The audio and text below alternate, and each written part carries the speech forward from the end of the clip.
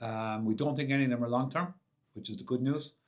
Just out of a medical meeting now, but probably unlikely the four of them will make it for this week. We could maybe squeeze one or two through if we had to. We've got some really good opportunities to freshen up guys, to freshen up the squad with guys who've been probably just outside it lately, that are chomping at the bit. So yeah, we're still going to have a really strong squad for the weekend, and some of those guys will come back in the following Friday against Cardiff. We talked about a reaction, or probably a response. I'd probably talk about reaction being short term and response being over a longer period of time. And Edinburgh was the one where we were really disappointed with, and there was issues in that game that we had to address, um, because we weren't at the right pitch, mentally and emotionally that we should have been. This was different at the weekend. Everything we saw, the fight, the spirit, the character, we never want to take that for granted. Technically, we were off on two significant areas, and of all teams, they hurt you more than anybody else when you turn over the ball. We literally played into their hands. But that's not going to, we can't allow that affect our confidence and our belief going forward, because there's so much to play for this season still. We had a lot of away games. Our A team, or sorry, it wasn't an A team really, I suppose the development team travelled to play Leicester, and then we had, Connacht, Glasgow, La Rochelle, and Bordeaux. So we've been on the road a lot. So it's really nice to be at home. And three of our last four games are at home, which is really important to us.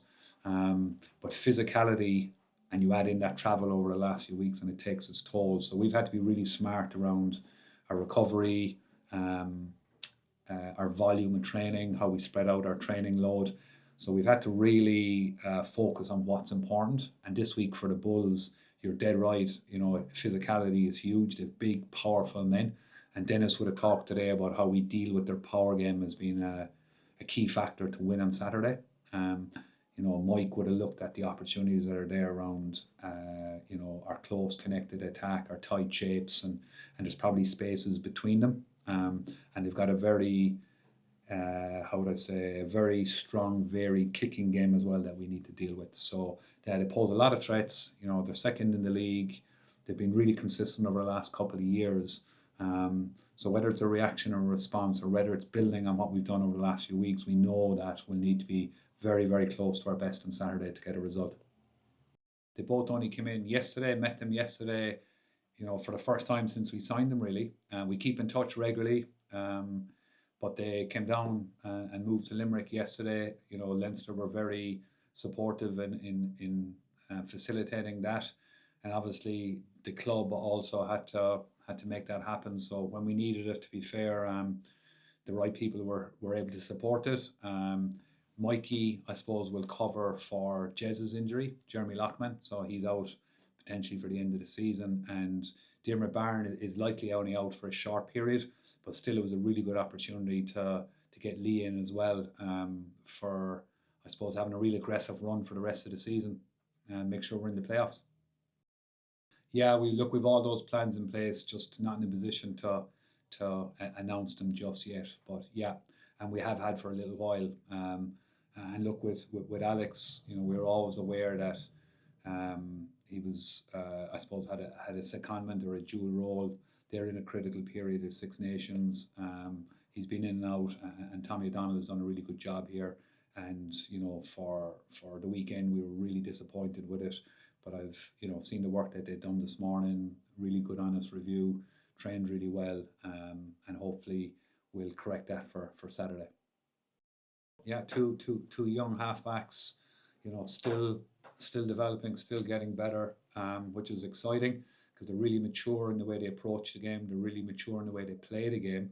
But I suppose what's more exciting for them, and particularly for the club, is those two could be right at the heart of everything we do for even longer than you said there. Hopefully for the next 6 to 10 years. I think you kind of nailed it there. We probably had 2 days to kind of build the hurt, I suppose, and then we came back in this morning. We had a day off yesterday, and it's about turning the page now because there's probably not much time that we can dwell on it because I think the Bulls are too good to kind of let that soak into our week and not be thinking about them, which is probably the best possible scenario, to be honest, to play a big game the week after disappointment because you're always looking for that reaction. And we certainly had it in training today, but I suppose it's about replicating that now on the field on Saturday and putting the disappointment behind us because, like, to be fair, we are disappointed, bitterly disappointed. But like you said, this game is too big to just kind of let that soak our week. So it's all about Saturday now. I wouldn't say it's been changing this summer. To be honest, I think it's been happening over the last few years. I think all the young fellas that you've seen have really kind of grown in leadership roles and really kind of put the team on their back at times. I think, of course, we're going to lose a few massive characters, and that would affect any change room. To be honest, if you look at the likes that are going to be leaving, you've got like you said, Connor and Pete. They're world class operators for the last 15 years. Of course, that's going to leave a bit of a hole in the change room.